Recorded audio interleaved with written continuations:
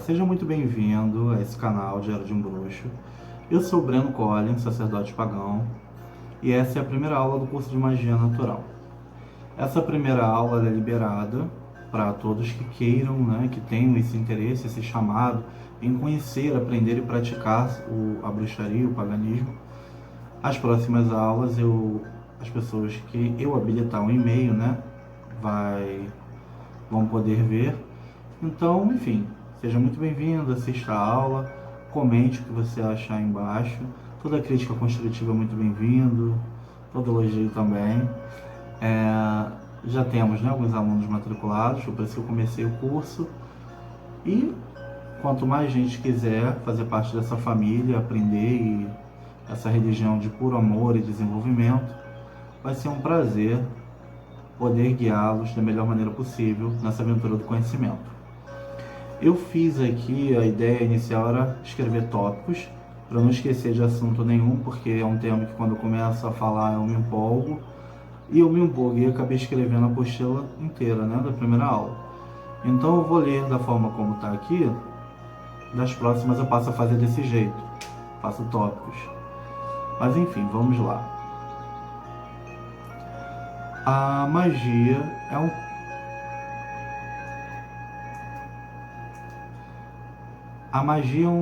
tema tão amplo quanto a vida na Terra, já que ela está conosco desde que há vida na Terra. Mesmo que de forma inconsciente, ela é uma coisa tão bela integrada com o homem que não ficou muito tempo desapercebida. Tanto que há registros históricos de tempos paleolíticos. Isso não quer dizer que ela começou lá, ou seja, a gente afirma que no tempo paleolítico eles praticavam magias, existe indício disso. Não quer dizer que começou, pode ser que praticassem muito antes disso, mas a gente prova que nesse período se praticava.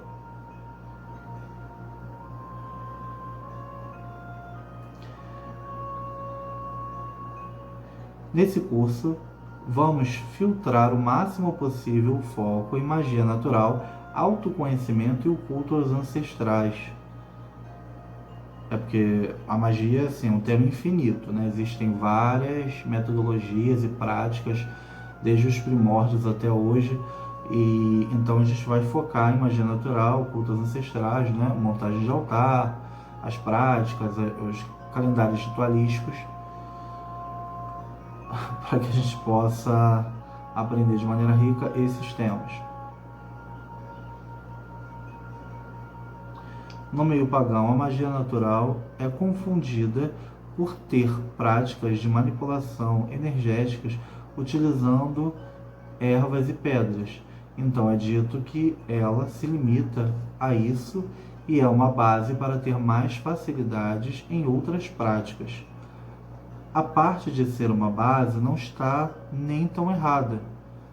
Se você tiver um conhecimento medíocre de magia natural e sentir o chamado para uma determinada religião, aplicando na prática conceitos aprendidos no curso de magia natural, terá resultados bem mais válidos que seus irmãos que iniciaram as práticas e estudos junto com você nessa religião. Ou seja, a magia natural, muita gente diz que é uma filosofia, muita gente diz que é um complemento. Ela é muito completa. Você pode ser um bruxo natural, única e exclusivamente, usar isso para sua vida e só fazer essas práticas, tá? Mas ela não te prende. Se você tiver o chamado de ser um druida, um nórdico, você vai poder ir sem haver conflito, sem haver choque de egregore, e ela vai enriquecer as suas práticas. Nós vamos estudar as engrenagens do universo, as energias sutis, não só de ervas e pedras, mas da lua, do sol, de nós mesmos, tipos de energias diferentes, enfim. Você vai aprender ali como são as engrenagens do universo e como fazer com que elas se movam para o seu benefício, para o seu bem-estar.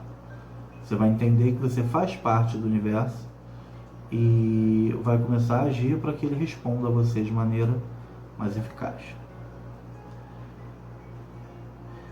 estudaremos as leis da causa e efeito com foco na natureza e suas energias sutis, energias que recebemos em nós diariamente e impregnamos com a nossa vontade e comandos 99,9999% das vezes de forma inconsciente e instintiva.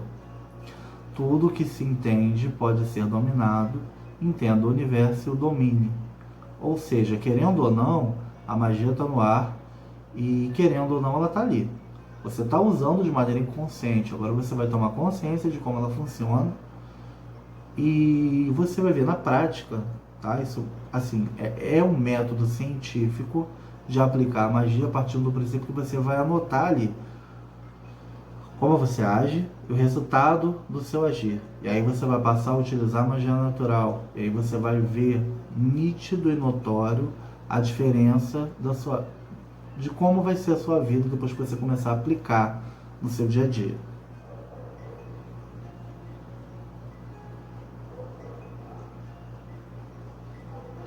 A primeira aula é um resumo do que é magia natural e como será o curso todo. Acho que já deu para ter uma ideia do que é e na prática vai ficar bem mais claro. No curso é importante que se entenda a necessidade da prática, a teoria fundamental para um aprendizado rico e confiante, embora em algumas culturas se aprenda observando. Geralmente as pessoas sentem-se muito mais confiantes quando se é ensinado até se sentir segura para praticar. E ainda assim é normal se sentir inseguro nas primeiras vezes. Ela só desaparece, a insegurança no caso, praticando. As primeiras aulas serão apenas conhecimentos para que se tenha base nas práticas. É de extrema importância para a qualidade do seu desenvolvimento que faça os exercícios de autoconhecimento e desenvolvimento pessoal. Todas as práticas serão detalhadamente explicadas. O conteúdo é sempre melhor absorvido em doses homeopáticas e praticando no dia a dia. É porque assim, a magia tem para ser vivida. Não adianta você vir assistir às aulas, achar tudo lindo, maravilhoso, e vamos para a próxima aula. Não. Podem ter 24 aulas liberadas para você. Assista uma aula. Isso eu vou até falar novamente aqui na apostila, mas é bom frisar, isso é muito importante. Assista a aula e ponha as práticas no tempo que for pedido para fazer nas aulas, ou até mais, caso você sentir que não foi suficiente, que não sentiu de maneira correta, que, sabe, no mínimo, o tempo que é pedido para se fazer nas aulas. Colocando em prática, o desenvolvimento é certo.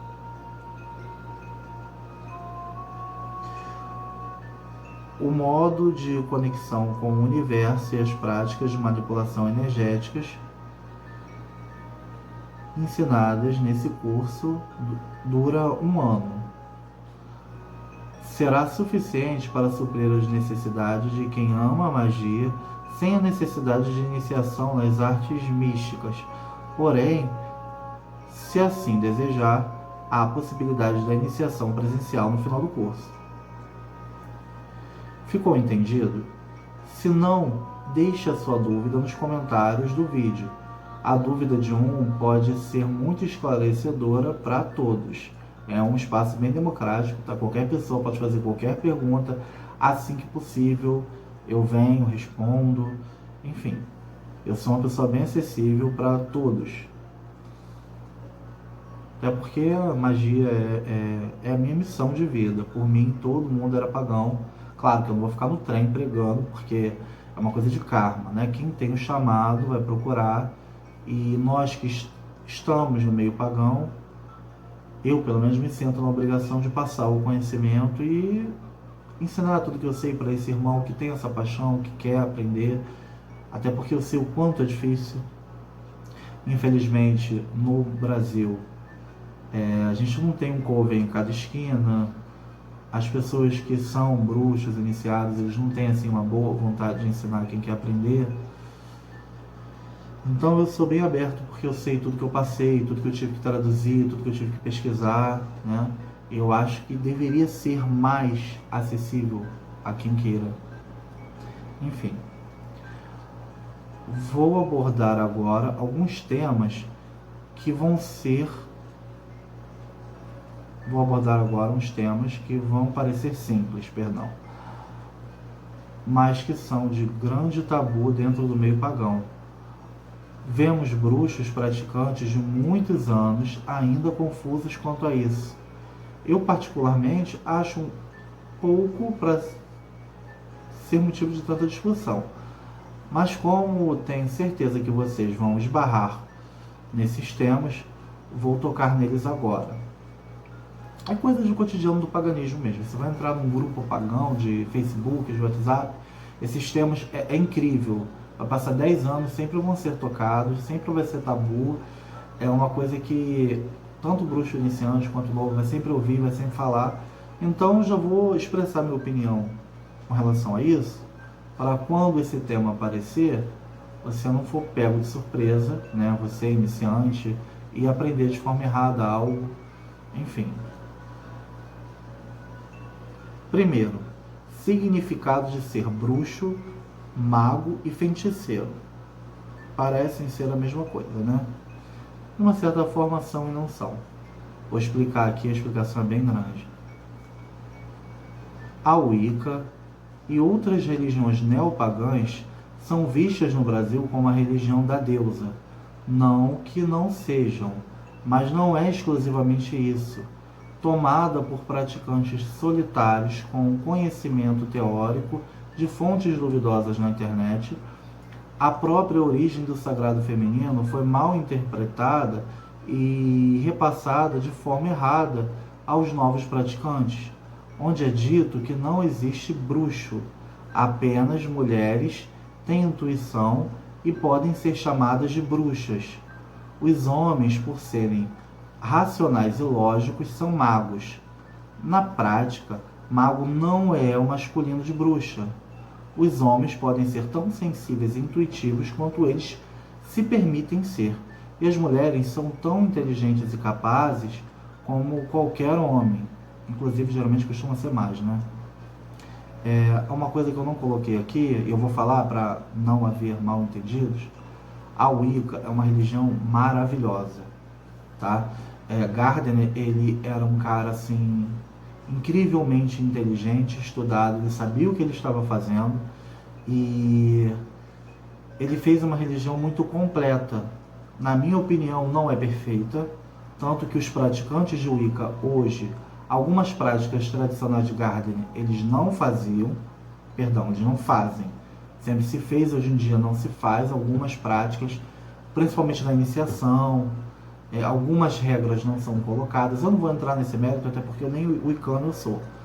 Mas eu não estou criticando a Wicca em si. Quando eu falo aqui da Wicca brasileira, são pessoas que se sentem no coração wiccanos, porque a gente, quando entra para o paganismo, a gente acha que só existe a Wicca, que você é bruxo, você é wiccano. E com o tempo você descobre outros caminhos. Mas as pessoas são wiccanas de coração, né? Mas sem assim, uma linha iniciática, sem um estudo e um preparo de um coven de fato wiccano, entendeu? Alguns textos ali se traduz e se pratica de forma intuitiva, com a informação que se tem fragmentada, tá? Enfim, onde eu parei? Na prática, mulheres são tão capazes como homens, tá ótimo. Sabemos que as mulheres são biologicamente feitas para amar mais os seus filhos do que a si mesmas, com disparos de hormônios só por olhar para o rosto do seu bebê. Gente, isso não é uma opinião minha, isso é um fato científico, tá? Embora nada é uma ciência exata, né? Existem mulheres que são péssimas mães, que não têm empatia por criança, nenhum ser humano é único, mas a biologia da mulher é assim. É um hormônio 1,2, né, chamado lactina. Assim que ela tem um filho, ela olha, já dá aquela sensação de prazer. e instintivamente uma mãe costuma morrer pelo seu filho sem pensar duas vezes. Aqui eu estou falando da parte biológica, que é provada de maneira científica. Enquanto os homens acumulam menos gordura e têm mais propensão a ter massa muscular, são maiores até em seus ossos e órgãos, como o coração, como ossos e o coração, né? Alguns órgãos como o coração. O cérebro funciona diferente.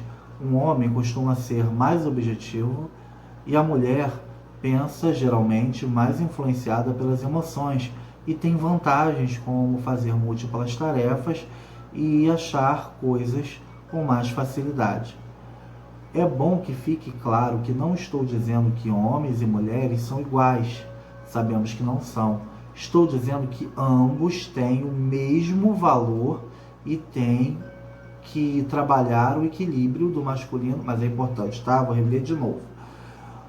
Estou dizendo que homens e mulheres têm o mesmo valor e têm que trabalhar o equilíbrio do masculino e o feminino para desempenhar da melhor maneira qualquer função. Eu acho que isso ficou entendido, né? Então, tá, vou prosseguir porque eu sei que isso é um assunto polêmico, mas, enfim, tudo com seriedade e respeito dá para ser abordado. Mulheres são naturalmente mais propensas à intuição. Mas dizer que só mulheres têm intuição é um erro arcaico que não condiz com a realidade atual, onde temos vários homens oraculistas. Dizer que mulheres não são lógicas é o mesmo que dizer que uma mulher não pode ser médica, engenheira, matemática, economista, enfim, cargos hoje ocupados por muitas mulheres do mundo afora. O mundo todo tem, né, mulheres inteligentíssimas, capazes e preparadas. Mas antes de tudo, vamos entender o que é uma bruxa. Aí a gente vai fazer uma viagem no passado.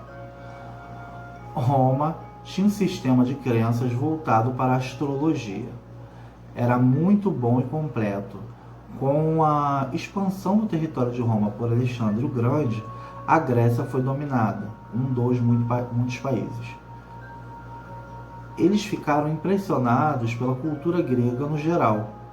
Como no seu sistema de crenças, os gregos estudaram as forças da natureza e, com o passar dos anos, assim criaram os seus deuses à sua imagem, cultura e valores. Começou vendo um trovão. Sem saber como explicar aquela força da natureza tão incrível, ela foi associada a Zeus. Logo, com o tempo, essa forma pensamento, adorada como uma divindade criadora de uma força da natureza, cria personalidade através de histórias de sua vida, propósito, dia da semana, cor e oferenda. E é incrível a semelhança. O seu planeta Marte era um deus da guerra. Isso eu estou falando de Roma, tá? Seu planeta Marte era um deus da guerra que regia a terça-feira e usava a cor vermelho, como o deus grego Ares, que também usava vermelho, e seu dia era terça-feira. Ele também era um deus da guerra. Entendeu? Assim, eram culturas diferentes, deuses com nome diferente, mas mesmo dia, mesma cor e o mesmo propósito. Por quê? É uma cultura que foi criada, uma religião a partir da observação da natureza.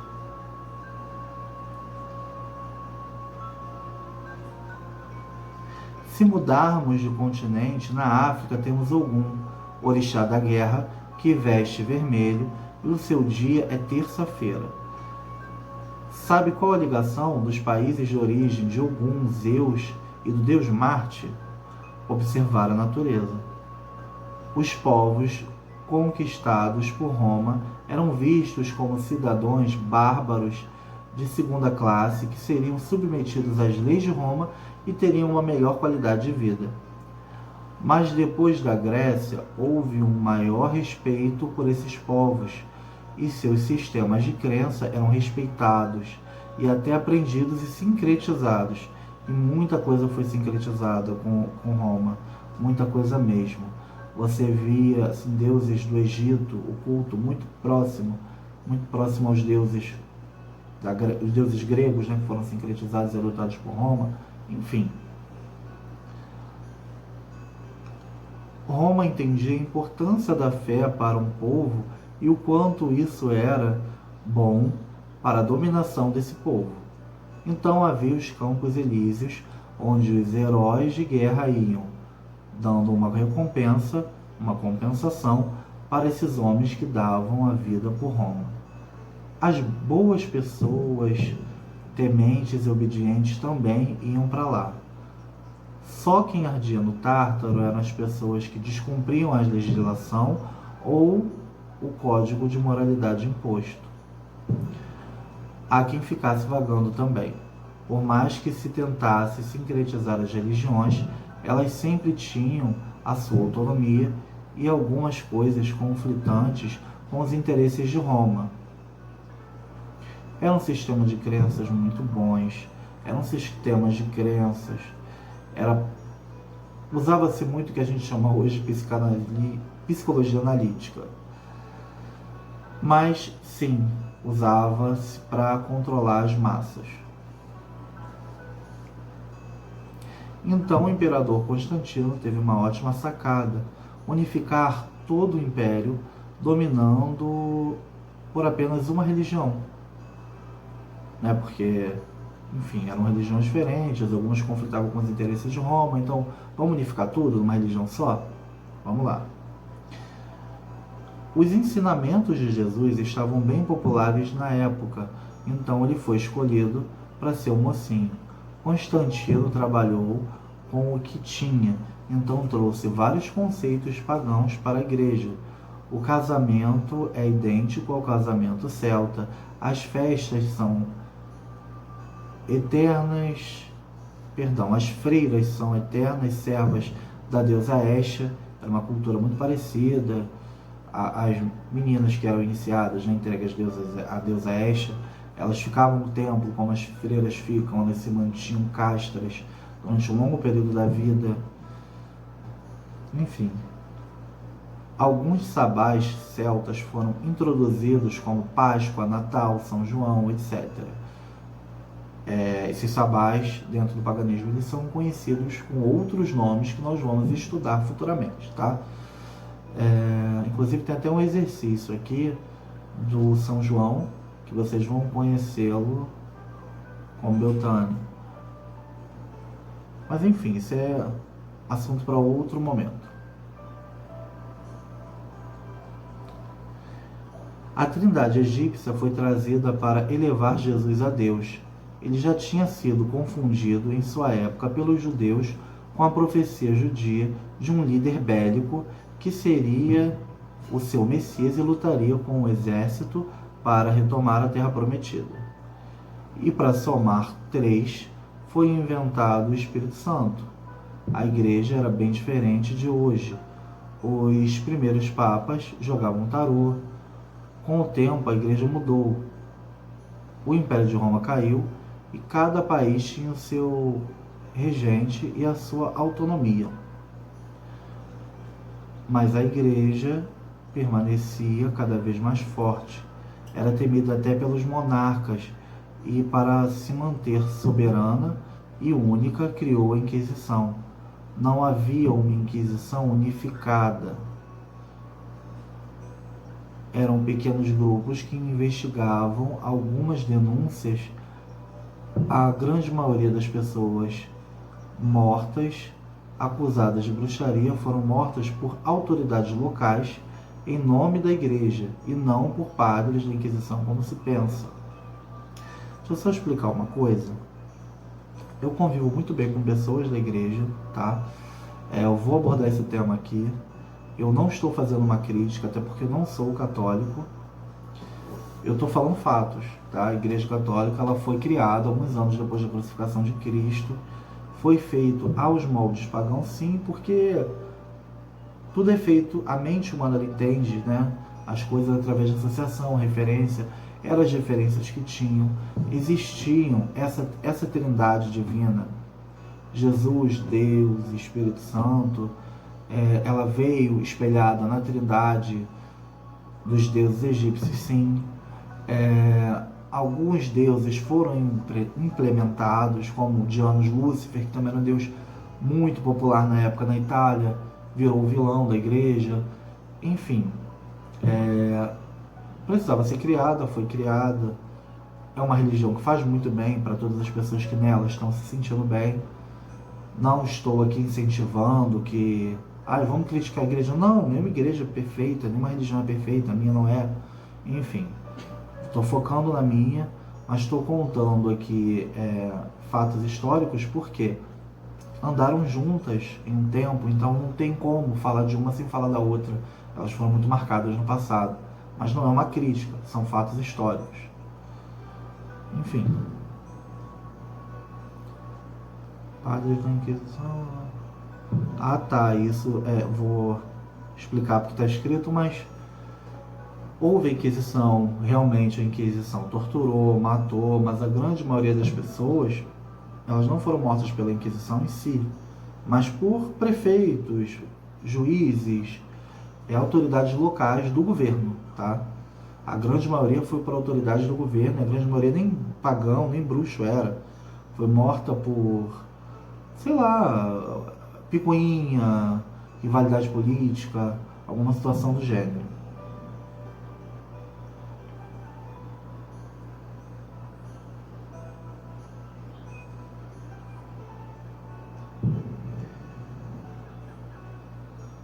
A escolha era muito simples. Ou você era católico ou era um defunto, né? Não tinha muita opção na época. E isso funcionou muito bem. As pessoas geralmente escolhiam ser católicas.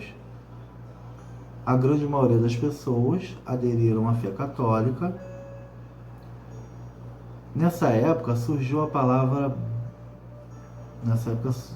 Não, eu escrevi isso. Nessa época surgiu a palavra bruxa com o significado que conhecemos. Com o significado que conhecemos. Porque ela já existia. Sua origem é incerta. Especula-se ser gaulesa, proto-celta e do latim. O mais provável, pelo que dizem os pesquisadores, é ser grega e ter o significado de desabrochar, evoluir, descobrir todo o potencial que existe dentro de si. Aí você pensa, nossa, que legal da parte da igreja dar um nome com um significado tão belo às pessoas que ela vai queimar até a morte, enforcar, afogar, decapitar, entre outras formas dolorosas, criativas e menos populares de matar. Na verdade, assim que os hereges começaram a morrer queimados nas praças públicas da Itália, o povo da época, com toda a sua compaixão, gritava brucia, bruce, brucia, bruciare no caso, né? Brucia e bruciare. E os estrangeiros presentes entendiam que estavam chamando de bruxas, que era uma palavra já existente, né? E como eu falei, tinha esse significado de evoluir, de conhecer o que está dentro de você e desabrochar, elevar todo o seu potencial. Mas na verdade estavam conjugando o verbo queimar em italiano, ou seja, queima, queima. Eles entendiam bruxa. Assim as pessoas saíram de lá chamando quem não era católico de bruxas e bruxos. Na teoria, a igreja deveria queimar todos que não fossem católicos, condenando como bruxos. Na prática, muita gente foi morta por interesse político e desavenças. Os religiosos que cultuavam os deuses antigos se esconderam nos campos onde podiam manter as suas práticas escondidos. Esses camponeses eram chamados de pagãos. O significado da palavra pagão na época era de homem que vive do campo. A origem é desconhecida. Especula-se, tá? Não é certo isso que eu estou falando, não. É uma das teorias da origem do nome pagão. O que se sabe é que significava homem do campo. Especula-se que por só entregar os seus produtos aos mercadores mediante o pagamento à vista, eram chamados assim. Na época, era bem comum abrir contas em estabelecimentos para pagar no mês seguinte, mas não com os pagãos. Diferente desses religiosos, caçados por sua fé, os magos não eram religiosos, podiam se dizer católicos e praticar seus estudos do universo, sejam eles astrologia, alquimia, oráculos, meditação.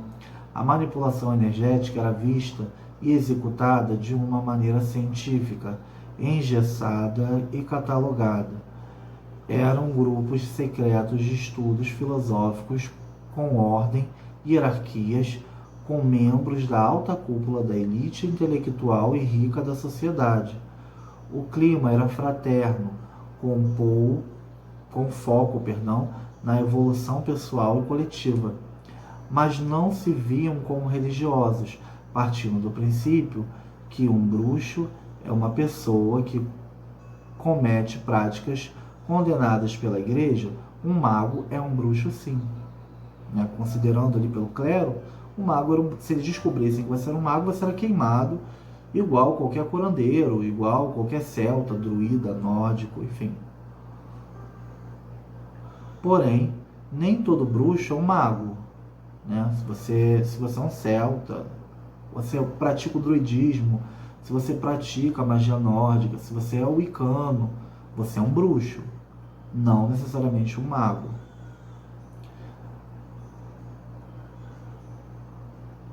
Como as mulheres naturalmente tendem a vibrar o feminino e os homens, mas isso aí eu estou falando de princípio sagrado feminino e masculino, tá? Como as mulheres naturalmente tendem a vibrar o feminino e os homens o masculino, é mais comum ver homens nas ordens iniciáticas. Infelizmente, algumas até hoje proíbem a entrada de mulheres. Hoje em dia é uma coisa desproposital, não existe necessidade da proibição de uma mulher numa ordem, mas enfim. Mas existem muitas magas pelo mundo afora. Na bruxaria o caminho é contrário, há mais mulheres. Fato esse que ajuda a endossar esse equívoco de que mago é o masculino de bruxa. Existiam também pessoas que usavam ervas e outros elementos de forma mística para curar, davam consultas com oráculos, vendiam elixir, poções, etc. Esses eram os feiticeiros. Eles também eram considerados bruxos e queimavam juntinho na fogueira. Você pode ser apenas um feiticeiro ou pode ser de uma dessas religiões do Egito ou de países europeus que foram considerados na época como bruxos e ter a prática de fazer feitiço ou não. Pode ser de uma religião pagã e ser um mago e ser feiticeiro também ou não. Os três são bruxos e não são a mesma coisa. Podem andar juntos ou separados. Há uma polêmica sobre religião hindu, japonesa, indígena, norte-americana serem bruxaria também por fazerem manipulações energéticas. Eu vejo que não são religiões que foram perseguidas naquela época, naquela região, e até as suas práticas de feitiço são diferentes. Portanto, eu não vejo como bruxaria. Essa é a minha opinião pessoal, tá? Não são menores, só diferentes. E a palavra bruxaria não é um prêmio, nem costuma ser muito motivo de orgulho dentro da sociedade. Você falar que é um bruxo, as pessoas choram torto, acham que você mata a criança, né? Que você tá ali fazendo pacto com um capeta, enfim. Pensam sempre o pior. Então, ser um bruxo... Eu não tenho vergonha de ser bruxo, uma palavra que a gente se apropria dela e usa em honra aos nossos ancestrais, as pessoas que foram mortas pela sua fé e as pessoas que foram mortas de maneira, não sei se é certo dizer injusta, porque não é justo morrer pela sua fé, mas teve pessoas ali que vieram a óbito que não eram pagãos, né? Não deveriam ter morrido. Ninguém deveria, mas enfim. Então, mesmo sabendo que era a origem da palavra é uma origem muito bonita e tem tudo a ver, parece assim, que o universo ele se encaixou para que os pagãos usassem esse nome